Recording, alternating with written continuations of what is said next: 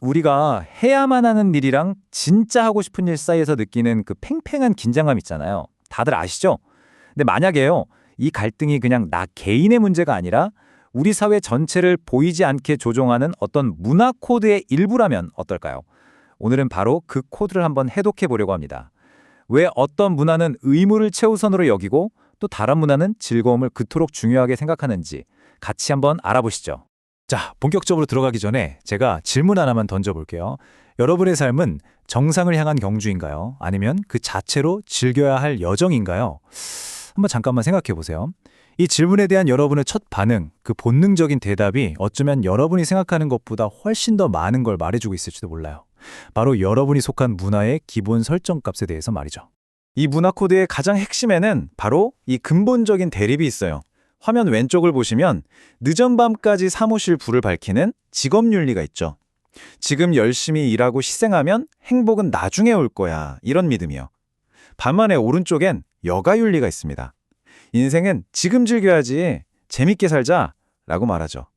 바로 이 의무와 욕망의 충돌, 이게 바로 오늘 우리가 이야기할 모든 걸 이해하는 열쇠가 됩니다. 좋습니다. 그럼 이 두 가지 강력한 문화적 기본 설정 중에서 첫 번째부터 한번 살펴볼까요?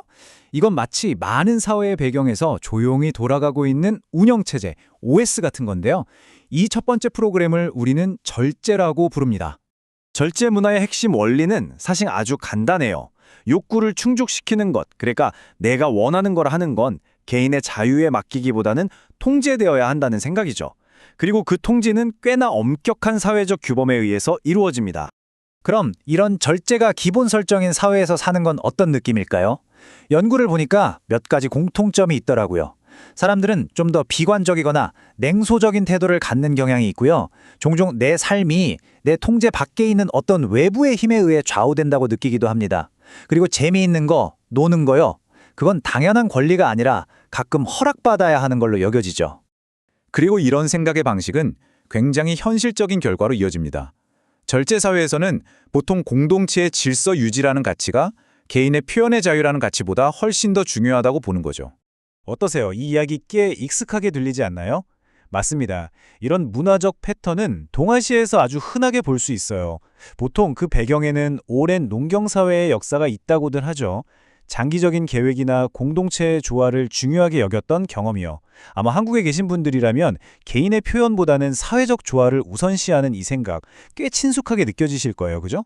자, 그럼 이제 동전의 반대편을 한번 뒤집어 볼 시간입니다.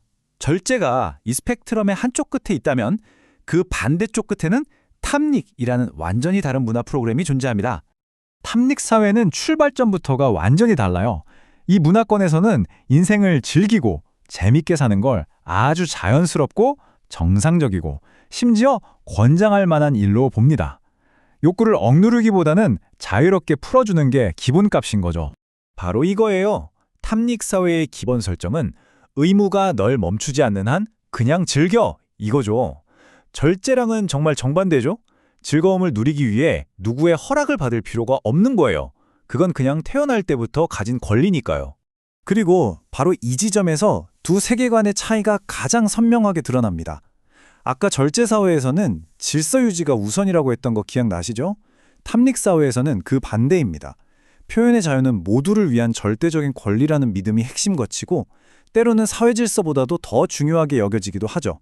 자, 이제 이론적인 얘기는 그만하고 실제 데이터로 한번 넘어가 볼게요. 과연 연구자들은 이 모든 것들을 어떻게 측정했을까요? 그리고 전 세계 나라들은 이 스펙트럼 위에서 각각 어디쯤에 위치하고 있을까요? 한번 보시죠.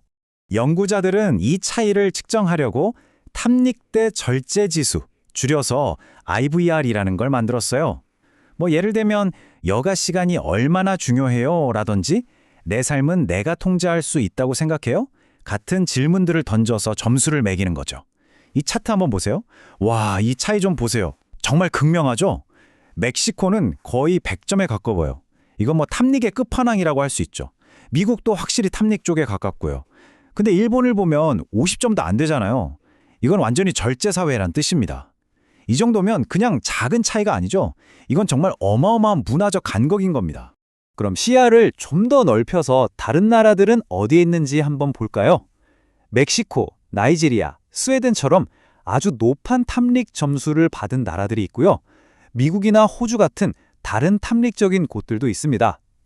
하지만 스펙트럼의 반대편을 보면 독일, 이탈리아 같은 유럽 국가들과 러시아, 중국, 인도 같은 아시아의 주요 국가들이 전부 절제 범주에 속해 있어요. 정말 흥미로운 문화적 분할이죠. 좋습니다. 이쯤 되면 아마 이런 생각을 하실 수도 있어요. 알겠어요. 근데 문화라는 건 계속 변하는 거잖아요. 그쵸? 네, 맞습니다. 문화는 변하죠. 하지만 어떻게 변하는가? 바로 이 지점이 아마 오늘 내용 중에서 가장 놀랍고 또 가장 중요한 부분일 겁니다. 바로 이 질문이 오늘 설명의 가장 핵심적인 통찰로 우리를 이끌어 줄 겁니다. 그러니까 이 부분에 정말 한번 집중해 주세요. 연구진이 약 30년의 간격을 두고 두 세대의 문화 데이터를 분석했거든요. 근데 그 결과가 정말 놀라웠습니다. 첫째, 전 세계는 지난 30년간 평균적으로 더 탐닉적인 방향으로 변했습니다. 이건 어느 정도 예상할 수 있는 결과죠. 하지만 둘째, 이 부분이 정말 충격적인데요. 국가들 간의 상대적인 순위는 전혀 단 하나도 바뀌지 않았다는 겁니다. 그러니까 30년 전에 가장 절제적이었던 사회는 여전히 가장 절제적이고 가장 탐닉적이었던 사회는 여전히 가장 탐닉적이라는 거예요. 전 세계가 다 같이 같은 방향으로 조금씩 움직이고는 있는데 우리들 사이의 문화적 격차는 예전과 똑같이 벌어져 있다는 거죠. 이건 정말 강력한 통찰입니다. 자, 그럼 이 모든 걸 종합해 봤을 때 우리들의 삶과 미래에 이게 과연 어떤 의미를 가질까요? 핵심만 딱 짚어서 정리해 보겠습니다. 우리가 꼭 기억해야 할 세 가지 핵심 아이디어입니다. 첫째, 모든 문화에는 절제와 탐닉 사이에서 균형을 잡는 고유의 기본 설정값이 있다는 것. 둘째, 이 설정값은 단순히 개인의 기분 문제가 아니라 자유와 질서 중 무엇을 우선할지 같은 사회의 큰 방향을 결정한다는 것. 그리고 마지막으로 가장 중요한 건데요. 전 세계가 함께 변하더라도 국가 간의 이 깊은 문화적 격차는 믿기 어려울 정도로 안정적으로 유지된다는 사실입니다. 결국 이 모든 이야기는 다시 우리 자신에게로 돌아옵니다. 왜냐하면 진짜 대화는 이제부터 시작이니까요. 한번 이 질문에 대해 생각해 보셨으면 좋겠어요. 여러분의 개인적인 삶이나 우리가 살고 있는 이 한국 사회에서 절제와 탐닉이라는 두 힘이 줄다리기 하는 걸 어디서 또 어떻게 느끼고 계신가요? 그리고 마지막 질문입니다. 전 세계가 아주 서서히지만 더 탐닉적인 방향으로 변화하고 있다는 이 거대한 흐름 속에서 과연 한국의 일과 삶의 미래는 어떻게 바뀔 거라고 생각하시나요? 굉장히 큰 질문이죠. 그리고 쉬운 답은 분명 없을 겁니다.